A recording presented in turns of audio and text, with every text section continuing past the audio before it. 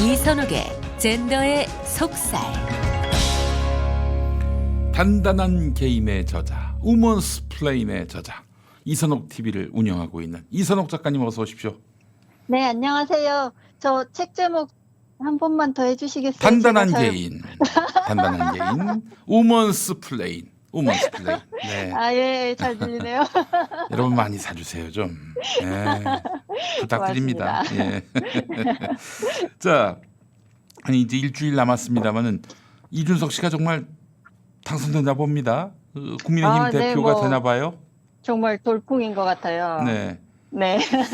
오, 여러분이 이준석 씨 얘기하는 거 막 싫어하시는 분 많던데 너무 많이 이건 들어서. 민주당이 네, 뭐 굉장히 우리가 큰 여파를 미칠 것이기 때문에 그렇죠. 네, 짚어야 뭐 합니다. 예. 모른 척 한다고 없는 일이 아니잖아요. 네. 네, 네. 알겠습니다.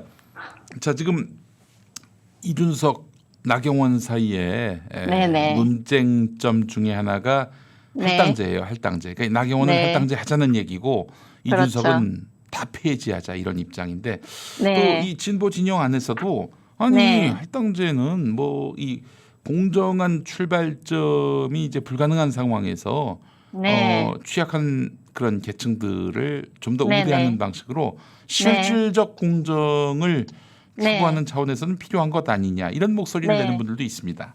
그렇죠. 그 원리 때문에 지금까지 할당제가 시행된 거고 또 네. 계속 확장하자고 하고 있는 것인데요. 음. 오늘 제가 그 얘기하기 전에 잠깐 그 최민희 전 의원 얘기 짧게 좀 하고 넘어갈게요. 알겠습니다. 예, 어제 그저께인가 최민희 전 의원이 윤석열 씨의 그 강원도 행에 대해서 그 방송에 나와서 공격을 하면서 네. 그 식당 주인의 어깨를 예. 감싸 안았다고 그것을 성추행 의혹을 제기를 했어요. 저도 예, 저는. 저 예전에 네. 저 좋아하시는 분들하고 사진 찍을 땐 뭐 어깨 동무 네네. 더러 했는데. 예. 네, 그래서 제가 그걸 보고 네. 제가 그동안 계속 해온 말 중에 그게 있죠. 페미니즘의 논리로 상대를 비난하면 결국 웃는 건 페미니스트고 페미니즘 진영이다. 그래서 이것은 그래요. 논리적으로도 전략적으로도 옳은 선택이 아니라는 겁니다. 네네. 그 논리로 신체 접촉을 그 어깨 동무를 성추행으로 가져간다면 앞으로 선거 운동할 때 여성 유권자들하고는 악수도 못 합니다. 그렇죠.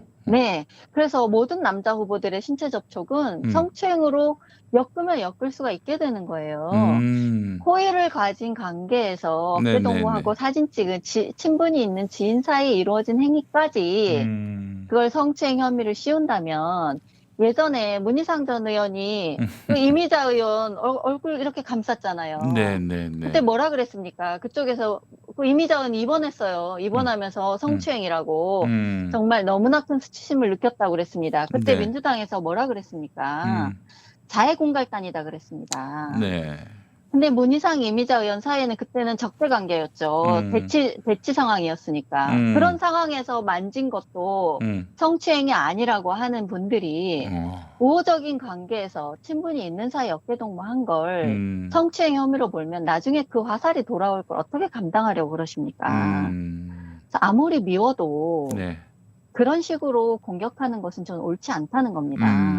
그렇게 성추행의 범위를 늘리고 네. 지금 성추행은 범죄입니다. 예. 그러면 성범죄 범위를 늘리고 그 문턱을 낮춰서 결국 이득이 되는 건 누구냐는 거죠. 네. 제가 누차 강조하는데 이런 식의 그 행동은 좀 하지 않으셔야 됩니다. 아무리 상대가 지금 믿고 뭔가를 좀 공격을 하고 싶어도 네. 논리에 맞고 좀 옳은 전략을 취해야지. 네. 그렇지 않으면 같이 이건 죽는 거예요. 예. 심지어 저는 그 여성의 대응을 보고 깜짝 놀란 게 예. 나이가 많은 여성인데 70대라고 제가 봤는데 그분이 하는 말이었어요. 네네네. 내가 수치심을 느끼지 않으면 이건 성추행이 아니다 이렇게 말을 하시는 거예요. 제가 그 얘기를 듣고 깜짝 놀랐습니다. 예. 그만큼 일반 여성들에게도 이 성범죄라는 것의 성립 근거가 이제 당하는 사람의 수치심 여부에 있다. 이 논리가 일반에도 지금 광범위하게 퍼졌다는 겁니다. 아하. 예. 이건 굉장히 심각한 거예요. 사실 성범죄에 대한 기준 같은 것이 일반인들까지 성인지 감수성, 성적 수치심 이런 식으로 다 공유가 된다는 거죠. 네. 그러면 이런 기준을 점점 강화할 뿐인데 이런 대응은 정말 옳지 않다. 여러분들도 그냥 당장의 내 편에 유리한 이런 것만 보지 마시고 제가 늘상 조금 강조드리지만 페미논리로 상대방을 공격했다가는 결국 웃는 건 페미니스트입니다. 그래서 예. 이런 얘기 할 때 정말 좀 여러분들이 따끔하게 지적해 주시고 내 진영 사람이라도 전 그런 게 필요하다고 봅니다. 네. 짧게 예. 알겠습니다. 짧게 이렇게 하고요. 네. 자, 오늘 본격적으로 그 할당제 얘기를 좀 펴주신다고 하셨어요. 네, 지금 할당제가 지금 이준석 후보랑 나경원 후보 둘이 가장 첨예하게 지금 대립하는 게 할당제랑 윤석열 후보, 그러니까 바깥 후보들 어떻게 진영으로 흡수할 것이냐 이 문제인 것 같은데요. 이준석 후보를 공격하는 지점이 이제 이대남을 선동해서 갈등을 부추긴다. 그것의 가장 대표적인 어떤 공약이나 정책으로 할당제를 공격을 하고 있습니다. 최근에 그 정의당의 강민진 씨도 이준석 후보로 대변되는 일군의 흐름은 피할 수 없는 전쟁이다. 우리들의 전쟁이다. 이렇게 표현을 했어요. 그게 무슨 말이에요? 그러니까 이걸 전쟁 상황으로 받아들이고 있는 거죠. 이준석의 부상은 이 페미니즘에게는 그렇죠. 위협이 되고 있다. 그렇죠. 이 돌풍을 지금 전쟁으로 보는 겁니다. 그러면서 이준석의 할당제 폐지 공약을 집중해서 비난하고 있습니다. 나경원 후보도 이준석에게 청년 할당 네가 수혜를 봐놓고 왜 사대리를 차느냐. 이런 식으로 도덕적 면에서도 비난을 퍼붓고 있고. 그건 맞는 얘기예요? 네. 진중권 씨도 그런 얘기를 했는데 저는 그 이준석 씨가 지금 청년 할당제까지도 폐지해야 된다라고 하는 주장과 지금 우리 586 아재라고 쉽게 칭하자면 586 아재들이 사다리 걷어차기를 이대남들에게 하고 있는 것은 저는 다른 사건이라고 봅니다. 왜냐하면 네가 수혜를 입고 왜 사다리를 걷어차냐 이건데 586 아재들은 여성 희생에 그 여성들의 차별에 그 시혜를 자신들이 얻은 세대예요. 네. 그런데 그 책임을 누구에게 돌렸느냐. 자기들이 지고 가는 게 아니라 그 여성차별의 수혜를 누리지 않은 젊은 남성들을 희생시켜서 자신들 세대의 대속을 요구했잖아요. 무슨 말이에요? 아니, 그래서 사다리 걷어차기인데. 그거야말로 사다리 걷어차기예요. 그렇죠. 근데 이준석 씨 같은 경우에는 누구의 권리를 침해하지 않았고 이준석 스스로 내가 그걸 수혜를 입은 거 인정하더라도 이것은 잘못됐기 때문에 없애야 된다. 나 이후로는 아무도 받지 마 이게 아니라 다른 방안을 제시하고 있다는 겁니다. 그 86 남성들은 다른 방안을 제시하는 게 아니라 니네들이 계속 희생해 이거고. 그래서 애초에 이준석의 주장과 86 남성들의 그 주장은 같을 수가 없어요. 그래서 애초에 여성들에게 할당을 받아야 된다 그런 권리 같은 것은 없습니다. 그렇지만 남성들이 동등한 기회를 보장받아야 될 권리는 우리 헌법이 보장하고 있죠. 그 차이가 다르다는 겁니다. 그래서 그것이 같게 공격하는 것은 저는 맞지 않다는 거고요. 그래서 지금 할당제가 첨예한 어떤 논쟁의 한복판으로 들어왔습니다. 그런데 제가 할당제에 대해서 옹호하는 논리를 보면 보통은 두 가지 논리가 있습니다. 나경원, 진중권, 페미 진영 다 똑같은데요. 이거는 민주당의 여성 의원들이나 친페미적인 남성 의원들 대부분 동의하는 논리입니다. 제가 요약을 해보자면 첫 번째로 할당제는 불평등을 해결하기 위한 조치이기 때문에 이것을 불공정으로 취급해서는 안 된다는 거고요. 두 번째는 할당제는 세계 선진국들이 모두 시행하는 조치이기 때문에 이것은 글로벌 스탠다드다. 그래서 이것을 폐지하는 것은 퇴행적인 것이다. 이 두 가지가 지금 보통 이 할당제의 옹호 논리입니다. 그래서 저는 이제 이 논리가 여러분들도 사실 이것에 대해서 맞지 않나 이렇게 생각하시는 분들이 많이 있을 수 있어요. 그런데 제가 이제 오늘은 이 옹호 논리의 문제점이 뭔지에 대해서 좀 말씀드리고자 합니다. 저는 일단 할당제 폐지에 동의하는 입장이고요. 이 앞에 젠더의 속살 몇 회차 전에 그 국회의원 할당제를 정춘숙 의원과 남윤인순 의원이 40% 지역구 할당까지 들고 나오셨잖아요. 네, 비례대표 정도가 아니라 지역구에서도 네네, 40% 네, 할당해달라. 할당제를 더 확대하라고 입법을 하신 상태잖아요, 지금. 네. 그 법안에 대해서 반대하면서 제가 할당제가 왜 위헌적인지를 말한 방송이 한 회차 있고요. 지금 여기서 할당제는 좀 더 포괄적입니다. 정치인뿐만이 아니라 예를 들면 적극적 우대 조치에 관해서 좀 다 일반적으로 이게 다 옹호하는 논리예요. 적극적 우대 조치라고 하면 여성이나 소수자 같은 뭐 약자라고 규정하는 사회적 존재들에게 그 집단에게 우대 조치를 취한다는 거죠. 네, 고용이든 뭐 취업이든 여러 면에서 가산점이든 뭔가 더 우대를 해서 이들의 지위를 끌어올린다 이런 개념입니다. 그래서 이제 뭐 영어로는 affirmative action이라고 하는데 그런 적극적 우대 조치를 포함한 논리이기 때문에 오늘 그 얘기를 좀 포괄해서 말씀을 드려보면요. 네. 일단 할당제는 불평등을 해결하기 위한 조치이기 때문에 불공정으로 매도해서는 안 된다는 논리를 한번 보시면 그 전제하고 있는 불평등이 무엇인지를 먼저 검토해야 됩니다. 네. 자, 여성이 공직에 적은 상황이 있어요. 그러면 이게 어떤 차별 때문인지 이걸 먼저 검토해야 된다는 거죠. 그래서 이를 해결하기 위해서 할당제를 시행했더니 그 불평등이 해소되었는가? 이걸 봐야 되는 거죠. 네. 우리가 그 국회의원 같은 공직 선출직에서 여성 할당제를 시행한 지 지금 20년이 넘었습니다. 네. 30년 가까이 돼가고 있는데 그 기간 동안 시행을 했는데 결과적으로 여전히 낮다는 거예요. 여성계의 주장은. 그러면 그게 왜 낮은지 이제 검토를 해야 된다는 겁니다. 그렇다면 이게 애초에 어떤 차별에서 기인한 것인지 이제 원인이 불명확해지는 거예요. 단순히 결과로서 적다는 게 실제 차별의 결과인지에 대한 입증이 없다는 겁니다. 그래서 이 성평등 정책을 한다면서 기관이나 기업 같은 지휘부에서 일정 비율 여성의 참여를 의무화시키고 네. 몇몇 여성들이 과소대표되기 때문에 정치이든 이공계든 어디서 여성들 참여를 정리하기 위해서 가산점을 부여한다. 이런 걸 지금 시행하고 있지 않습니까? 네. 그런데 이 할당제의 가장 근원적인 문제는 뭐냐면 집단 정체성에 권리를 부여한다는 겁니다. 집단이라는 정체성에 권리를 부여한다. 네, 여성이면 여성 이렇게 집단적으로 권리를 부여하는 것에서 본질적인 문제가 있습니다. 그래서 할당제는 늘상 나오는 반론이 개개인의 능력을 무시하고 그냥 여성이라는 이유로 더 나은 남성이 그 자리를 갈 수 없는 혹은 더 나은 다른 존재가 그 자리에 갈 수 없는 제도이기 때문에 부당하다. 이러한 논박이 계속 있다는 것이죠. 제가 네. 늘 이 문제와 관련해서 드는 네. 사례가 정의당 비례대표예요. 네, 그렇죠. 이게 사실 모든 선거라고 하는 게 1인 1표인데 네. 거기는 청년 여성을 우대한다는 이유로 네. 19등, 21등이 비례 1번, 2번이 됐어요. 그러면 뭡니까? 그렇죠. 젊은 여성에 대해서는 1인 1표가 아니라 1인 1점 소수점 몇 표가 될 것이고 예를 들어서 내가 봤을 때는 50대, 60대 남성 중에 적임자가 있다라고 판단을 하더라도 내가 그 사람 표를 그 사람에게 표를 주면 0점 또 소수점에 숫자가 된단 말이에요. 1인 1표가 아니라 1인 0점 몇 표. 그렇죠. 이게 과연 합당한가라는 게 제 생각입니다. 예. 네, 합당하지 않습니다. 그래서 우리 헌법이 규정하는 권리자는 개인이지 집단이 아니에요. 그렇지. 예. 그래서 만일 할당제를 존치한다고 한다면 지금보다 훨씬 더 정교한 논리를 세워야 됩니다.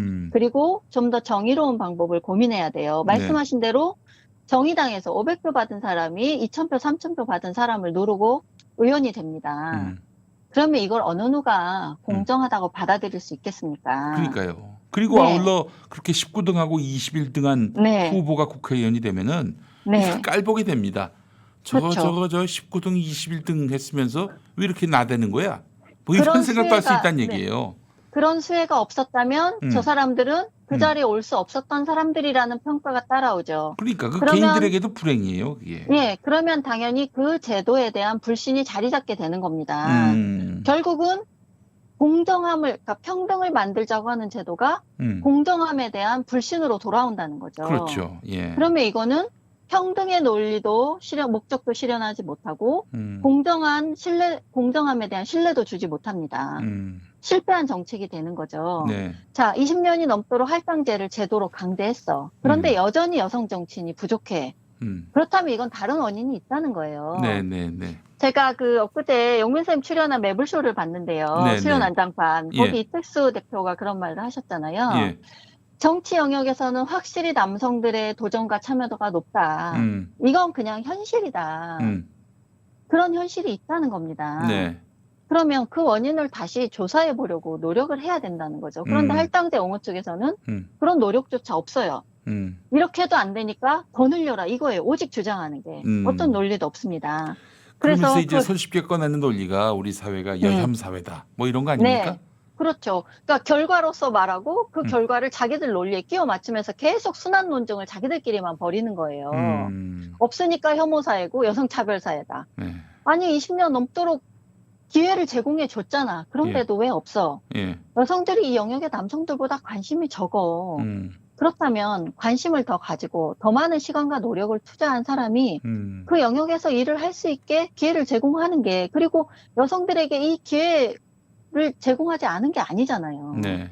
청년도 마찬가지입니다. 저는 청년 할당제도 반대하는 입장인데 진중권 씨 같은 사람이 마치 이대남들이 니네들 청년인데 그래서 청년 할당제도 그럼 반대할 거야? 이렇게 마치 무슨 자기가 큰 무기를 진 듯이 얘기하는데 전 청년들이 반대해야 된다고 봅니다. 아, 좋아. 우리 그거 받아들일 거야. 할당제 없애. 그럼 똑같이 출발선에서 시작해. 라고 하면 그럼 그렇게 할 겁니까? 받아들이겠다고 하면? 그렇게 할 것도 아니면서 그냥 공격용으로 그런 말을 쓴다는 거죠. 네. 여기서 중요한 게 하나 있어요. 진중권은 네. 자기 말에 대해서 아무런 책임감을 싣지 않는 사람이에요. 그냥 논리적 유희만 있을 뿐이죠. 귀담아 들을 얘기가 전혀 없어요. 진중권 자, 얘기는. 여기서 중요한 얘기가 하나 있습니다. 자, 이 적극적 우대 조치는 항구적 정책이 원래 아닙니다. 그 구제 목적이 실현되면 종료하는 임시적 조치로 원래 적극적 우대 조치는 시행을 하는 거예요. 네. 그래서 그게 적극적 우대 조치의 특징인 거 우리 헌법재판소의 판결에도 나와 있고, 원래 제도 설계가 그렇습니다. 이게 헌법적으로 합헌이란 제도여서가 아니라 차별적인 제도는 맞는데 긴급하고 직접적으로 뭔가를 빨리 보정하기 위해서 국가가 말하자면 제한적으로 운용을 해본 거예요. 그렇다면 그 항구적이 아니라 구제 목적이 실현되면 종료를 해야 된다는 그 기간의 제한이 있다는 것을 지금 그 옹호하는 진영에서는 아무도 얘기하지 않아요. 마치 없었던 일처럼. 그렇죠. 예. 그러면 우리가 목표를 둬야 될 거잖아요. 여성이 몇십 년 동안 할당제를 시행했는데 그때까지도 안 되면, 우리가 이 정도 시행해보고 안 되면 이건 다른 원인이야. 라고 찾아봐야 된다는 거예요. 근데 그 얘기는 안 해요. 더 높여야 된다. 네, 항구적으로 가져가려고 합니다. 그래서 불평등을 해소하기 위한 적극적 우대 조치의 대전제는 원래 임시적이고 구제 목적을 이루기까지 한시적인 조치라는 거 하나랑 헌법의 틀 안에서 그리고 다른 구성원의 권리를 침해하지 않으면서 시행해야 한다는 점입니다. 그래서 여기서 진중권 씨 등이 하는 얘기가 애초에 남자들이 압도적으로 뽑히는 자체가 불평등이라고 주장을 합니다. 여성과 남성의 능력에 자연적 차이가 있지 않는 한은 이 불균형 자체가 차별의 결과다. 이렇게 얘기를 합니다. 여성 할당, 청년 할당, 지역 다 마찬가지다. 구조적인 사회적 억압과 차별이다. 이렇게 얘기를 하는데 이것은 매우 엉성한 이야기예요. 차별이라는 것은 결과만을 가지고 결론 내릴 수 없는 개념입니다. 제가 지난 회차에서 말씀드렸듯이 아동에 대한 아동 대상의 범죄의 성인들이 압도적인 비율로 가해자라고 해서 그것이 아동 차별의 결과라고 우리는 말하지 않습니다. 그렇죠. 예, 정교하게 이야기해야 될 것들을 이렇게 선동적으로 내뱉는 거예요. 그런 논리라면 성차별이 없는 북유럽 국가에서 여전히 이공계 진출한 여성 비율은 낮습니다. 이미 그런 나라들은, 북유럽 선진국들은 성차별적인 제도를 다 없앴고 지구상에서 가장 성평등한 나라예요. 그런데도 기회평등을 수십 년 동안 보장했어도 이공계 비율은 여성 진출이 여전히 낮습니다. 여성들은 그 직종을 선호하지 않아요. 그렇다면 그 이유는 뭐겠습니까? 차별이 없는데 왜? 그래서 문화적인 억압이 나오는 거예요. 그렇다면 문화적인 억압은 그냥 문화적인 차이이지 그건 차별이 아니라는 거예요. 말을 똑바로 정확하게 해야죠. 맞아요. 네, 제도적 억압은 없지만 문화적 억압이 있다. 그러면 그건 문화적인 억압 혹은 문화적인 특성이지 차별과는 다른 거라는 거예요. 그리고 문화적인 특성은 쉽게 바뀌지 않고 또 시대에 따라 변합니다. 그걸 억압이라고 부를 수 있는 것인지부터 다시 따져봐야 되는 거예요. 예전에 그 이소영 의원 말처럼 여자가 전문직 가는 거 선호하지 않은 문화가 존재했을 수 있습니다. 존재했죠. 여자는 조신하게 있다가 좋은 집안에 시집가면 된다. 근데 저는 납득이 안 돼요. 80년대생일 거 아니에요. 네, 물론 그건 말이 안 된다고 생각하지만 아니 그 그런 시대에 문화가 예를 들면 저 공부를 잘해가지고 그 법률가가 되려 한다. 아니 그걸 막을 어머니 아버지 세대가 있을까요? 네, 아니 그 뭐 세대에는 있을 수 저는 있겠지만 아주 극소수일 거라는 생각이 듭니다만은. 네, 이해가 안 가는 주장이긴 하지만 인정을 한다 해도 지금 그 문화가 존재하느냔 말이죠. 지금 여성이 전문직 가는 거를 비선호하냐고요. 그러니까 이것은 문화는 자연스럽게 여성들이 비선호함으로 해서 바뀌는 거예요. 그런 식으로 개선하고 계몽해야 될 문제지 이것은 차별의 결과고 문화적 억압이 존재하니까 제도로 강제해라. 이게 해결책이 아니라는 겁니다. 그런데 진중권 씨는 그런 얘기를 논리 없이 그냥 마구 편다는 겁니다. 이게 한 가지 좀 여러분들이 좀 주의해서 보실 게 여자아이들이 이공계 진학하지 않으니까 이건 구조적 차별의 결과라면서 여자들을 이공계로 끌어들이기 위해서 마구 그 우대 조치를 합니다. 장학금 주고 가산점 주고 막 해서 뽑아요. 그런데 중도 탈락률이 남성보다 훨씬 높습니다. 그런데 남자아이들이 지금 성적이 낮고 여자아이들과 경쟁이 안 된다고 해요. 그러니까 뭐라 그러느냐. 남자애들은 원래 집중력도 약하고 원래 머리가 나빠. 산만하고. 이렇게 무능해서라고 취급해요. 그러니까 그 혐오 아닙니까? 혐오 발언 그렇죠. 아니에요? 그러니까 한 성별이 어떤 영역에서 뒤처지거나 적을 땐 구조적 억압의 결과라고 하고 한 성별이 똑같은 영역에서 학업 성취도 같은 게 낮고 성적이 떨어지면 이것은 원래 무능해서 그래요. 이건 정말 인종주의적인 발상이죠. 그렇죠. 그건 혐오예요, 혐오. 네, 그렇다는 겁니다. 지금 현실이. 그래서 지금 남자아이들이 지금 학업 성취도가 낮은 것에 대해서도 사회 문제로 여기고 지금 이거 우리 교육부가 들여다봐야 됩니다.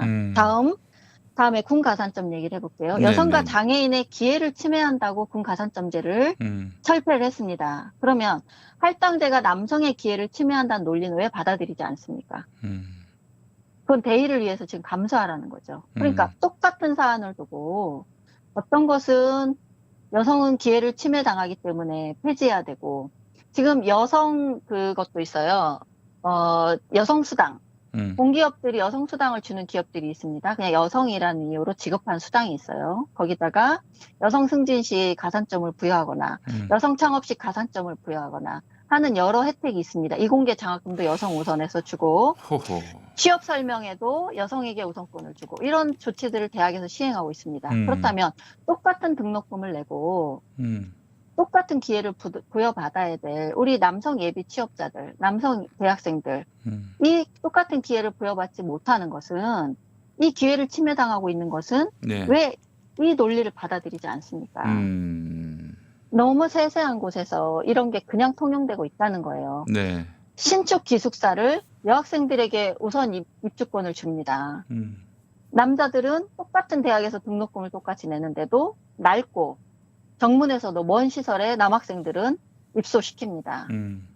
남자들이 불만을 제기해도 대학이 받아들이지 않아요. 자, 이런 것들. 자, 우리 남학생 키우는 부모들 입장에서는 어떻겠습니까?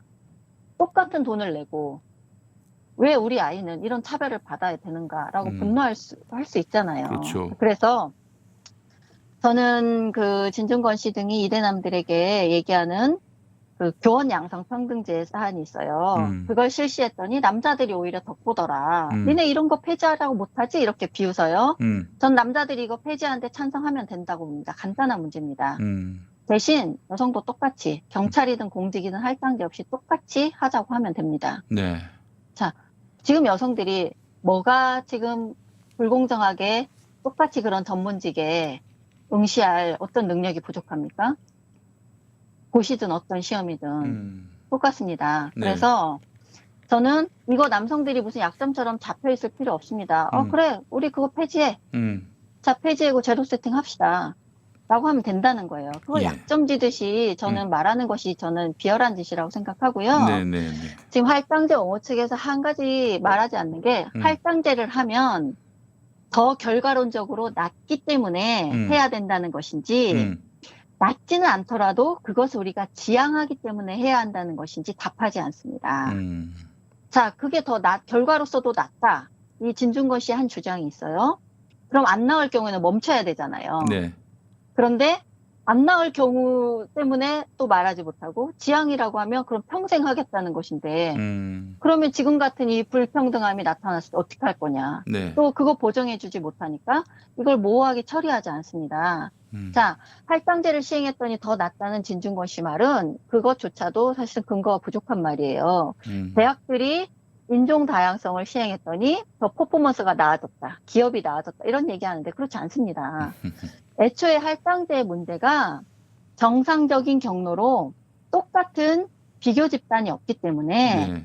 그 결과를 인과관계를 우리가 이렇게 내놓을 수 없다는 매우 취약적인 약점이 있어요. 네, 네, 할당제라는 자체가 네. 그것의 효과를 비교할 집단이 없다는 겁니다.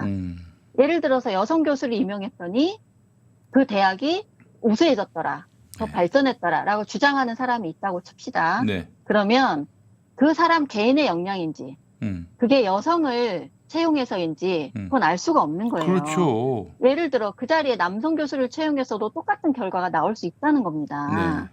그래서 그 자리에 똑같이 시행을 남자 교수만 8명을 채용하고 여자 교수를 8명만 채용해서 똑같은 비교 집단을 놓고 같은 조건에서 시험을 하지 않는 이상 그 결과를 인과를 증명할 수 없다는 겁니다. 맞습니다. 예. 그래서 할당제는 그런 취약한 약점을 쥐고 있기 때문에 그냥 사회 구성원들이 매우 취약한 어떤 집단에 일시적으로 그 취약성을 회복할 기회를 잠시 주고 어느 정도 그 기회 보장까지 준 후에 그 다음에는 그 사람들의 역량으로 그걸 치고 나가야 되는 겁니다. 이순석 씨가 그 경우에 해당하는 거죠. 영입돼서 자기 역량으로 여기까지 왔지 않습니까? 네. 그런 거예요. 그런데 지금 이 할당제가 완전히 왜곡돼서 차별 시정이 이젠 다양성까지 갔습니다. 처음에는 차별 시정이 목표였는데 이제는 다양성을 내걸어요. 네. 그렇지만 어떤 집단을 모두 다 대표할 수 있다는 그 조치는 제도는 사실상 불가능합니다. 정영진 씨가 얘기했잖아요. 왜 남녀가 동수여야 됩니까? 여성과 남성이 절반이니까. 그럼 지구상에 남성, 여성만 존재합니까? 우리나라에? 그럼 장애인은 장애인만큼 할당받고, 청소년은 청소년만큼 할당받고, 호남은 호남만큼, 고졸은 고졸만큼, 제조업은 제조업만큼, 우리가 그 집단 대표성을 다 발현할 수 있습니까? 불가능하잖아요. 네. 그러니까 이런 논리를 하나하나 세우면서 이 사람들은 논쟁할 생각이 없습니다. 네. 하면 불리하니까. 그래서 그냥 우기는 거예요. 그래서 제가 첫 번째 논리는 그렇기 때문에 맞지 않다. 어쨌든 할당제는 국민적으로, 근본적으로 국민 주권 원리를 부인하는 저는 위헌적인 제도다. 네. 이렇게 생각을 하고요. 예. 뭐 정의당 얘기도 했지만 나경원이라는 어떤 계급적인 금수저가 네. 여성이란 이유로 가산점을 받는 거. 그래서 이게 여성 청년 할당제의 현실이라는 거죠. 자, 두 번째 논리가 있습니다. 할당제는 세계 선진국들이 다 시행하는 조치이므로 글로벌 스탠다드다. 이거를 폐지하는 건 진짜 퇴행이다. 이렇게 주장합니다. 실제로 자, 그렇습니까? 네, 할당제를 시행하는 나라들을 존재하는 건 맞아요. 그리고 그것은 제도적으로 성불평등을 해소하려는 국가들일수록, 선진국일수록 우리가 흔히 선진국이라고 말하는 네, 사실 뭐 곁다리 얘기긴 한데 이번에 우리 코로나 사태로 선진국이라는 허상이 많이 깨졌지 않습니까? 자, 그런데 모두 시행한 조치는 맞아요. 그런데 유럽연합도 적극적인 그 우대 조치 실현에 대해서 계속 각국에서 제소 사례들이 계속 들어옵니다. 어떤 거냐면 유럽연합에서 유럽사법재판소에 이 적극적 우대 조치 때문에 권리의 피해를 받는, 권리 침해를 받는 개인들이 사례를 해당 국가에서 소송하다가 해당 국가가 유럽사법재판소로 올리는 거예요. 네. 예를 들면 어떤 경우들이 있냐면 뭐 독일도 있고 다른 유럽연합 국가들도 있는데 이런 거예요. 여성이 과소대표된 분야에서 남녀 승진 후보자가 있어요. 네. 근데 동일한 자격 조건을 가졌는데 여성에게 자동적으로 우선권을 부여한 거예요. 이럴 경우에 그 남성이 제소를 하는 겁니다. 네. 독일에서도 이런 사례가 있었고 다른 나라에도 똑같은 사례가 있었어요. 이것에 대해서 판결이 나왔어요? 네, 사법재판소에서는 어떻게 판결을 했냐면 이 적극적 우대 조치에 대해서 이것은 성을 이유로 하는 차별에 해당한다는 판결을 내렸습니다. 오, 그렇군요. 네. 그래서 이것의 핵심이 그거예요. 이것이 비록 실질적인 평등의 실현을 위한 조치라고 하더라도 불필요한 희생을 최소화할 수 있는 그러니까 헌법상 허용될 수 있는 범위 안에서 이루어져야 된다. 그게 중요한 거고 다른 대체적인 대안을 찾을 수 있는 여지가 있음에도 이렇게 해서 성별을 이유로 불이익을 준다면 이것은 차별에 해당한다. 네. 이런 판결을 내리고 있습니다. 네. 그래서 적극적 우대 조치 이런 할당제를 비롯한 이런 시행되는 국가들에서도 구체적인 개인들의 권리 침해에 대해서는 평등권 해석을 엄격하게 합니다. 차별 여부에 대한 갈등이 늘상 진행 중이에요. 그래서 이런 사례가 시사하는 거는 이것이 완전 무결한 제도고 옳은 제도에서 시행하는 게 아니라 아까 제가 처음 말씀드린 대로 네. 그런 긴급하고 적극적인 조치로서 한시적으로 시행을 했지만 이러한 부작용이 계속 있을 수밖에 없는 네. 원래 그러한 결함을 가진 제도라는 걸 다 인지하고 있다는 겁니다. 네.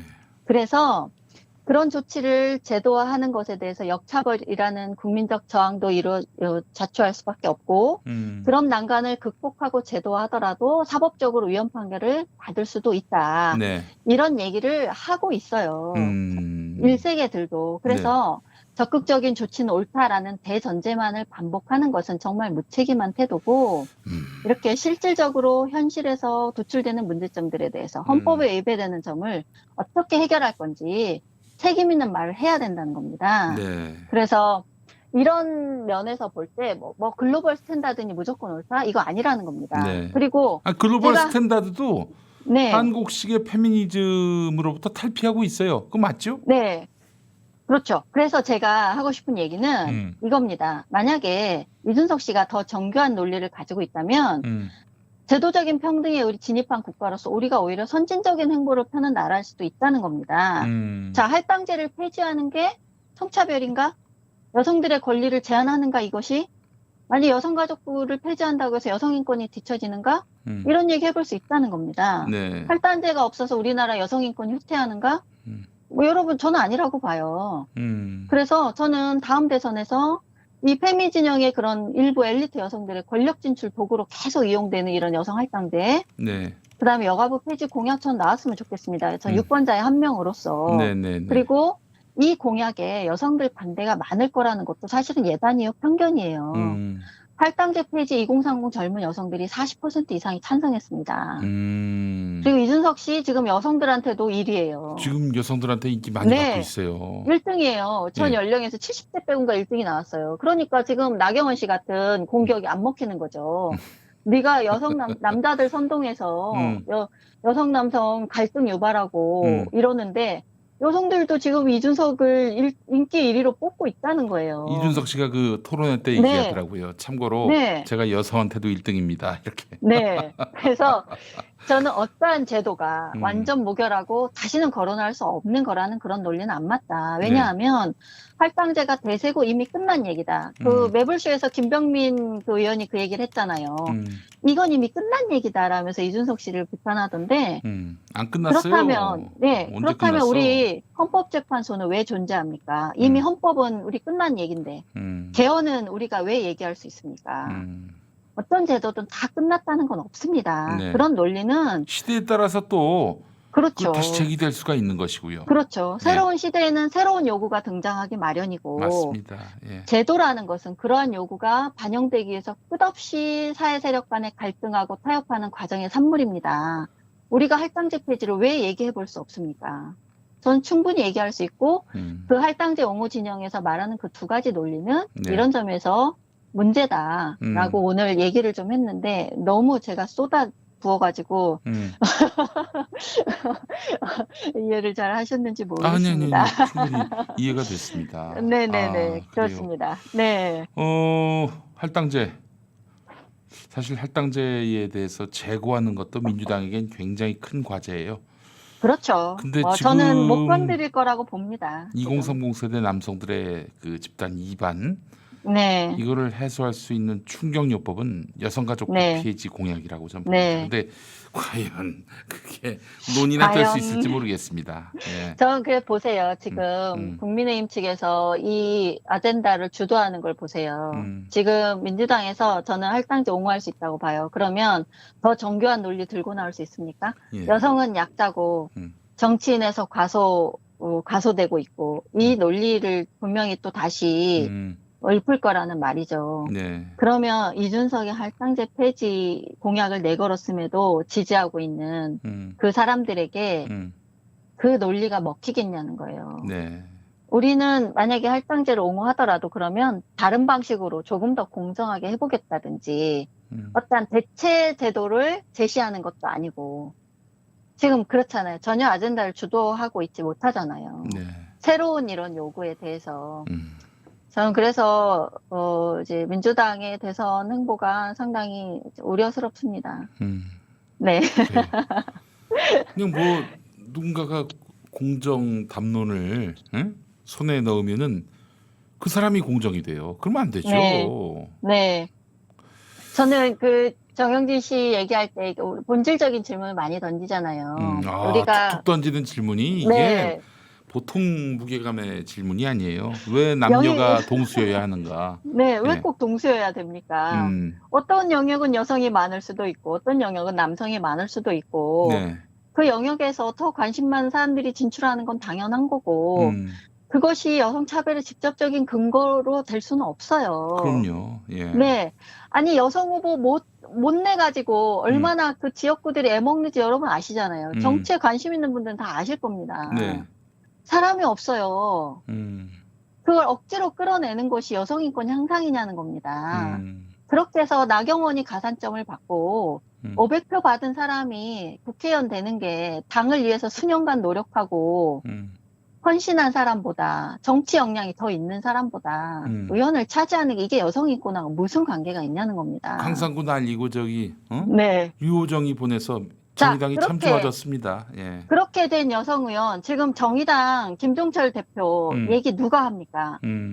자, 그래서 그렇게 여성인권 성범죄 척결 주장하는 사람이 뭐 했습니까? 자기 당대표 성추행 인정하면서 그 사람 처벌 안 받게 하고 있습니다. 성범죄자 처벌 안 받게 하고 있어요. 그러네. 또 그렇게 보면. 네, 그 아이러니를 뭐라고 할 겁니까? 성범죄를 저질렀다고 본인도 시인한 사람을 사법적 처벌을 못 받게 하고 있습니다. 장혜영도 피해자라는 장혜영도 뭐 이와 관련해서 적극적으로 처벌해달라 이렇게 요구하지도 않고 있고. 네, 이게 얼마나 지금 기이한 현상입니까? 성범죄 처벌을 그렇게 목소리 높이는 사람이 성범죄자를 처벌하지 못하게 하고 있어요. 네. 이런 선택적인 정의, 선택적인 페미니즘. 우리가 이런 정치인들 보자고 여성할당제를 한 건 아니지 않습니까? 저는 그래서 할당제는 저는 폐지해야 된다고 생각합니다. 뭐 이게 제 개인적인 의견이지만 저는 정치권에서 이 의견이 나온 것을 마치 다 끝난 얘기를 뭐 반동적으로 되돌리려 한다. 이런 식의 주장을 한다면 저는 토론하고 싶습니다. 반동. 백렛이라는 거 아니에요? 백렛이. 백렛이라고 하죠. 예. 당신 동무는 반동이야. 이게 언제적 들었던 코멘트입니까? 네. 그렇게 한마디 하면 마치 뭐 끝나는 것처럼 자신들이 무슨 절대선입니까? 네. 할당제가 이만큼 폐지 공약이 이만큼 지지받는 자체가 시대의 변화죠. 네. 여성들도 찬성을 하는데. 네. 할당제 폐지. 예. 네, 저는 그렇습니다. 알겠습니다. 오해하시지 말고 그냥 제 개인적인 견해입니다. 누가 뭐 오해를 하겠어요. 네. 자, 그렇습니다. 이선옥 작가님, 단단한 개인 그리고 우먼스 플레인의 저자입니다. 네. 이선옥 작가님과 함께한 시간이었고 이선옥 TV 많이들 또 구독해 주시고. 예. 아, 네, 고맙습니다. 자, 다음 주에는 이제 낮에 뵙겠네요. 아, 예, 그렇다면서요. 예, 예, 알겠습니다. 낮에 또 인사 나누도록 하겠습니다. 목요일 낮에 한 12시 때 뵐 것 같습니다. 네. 네, 다음 주에 고맙습니다. 뵙겠습니다. 네, 고맙습니다.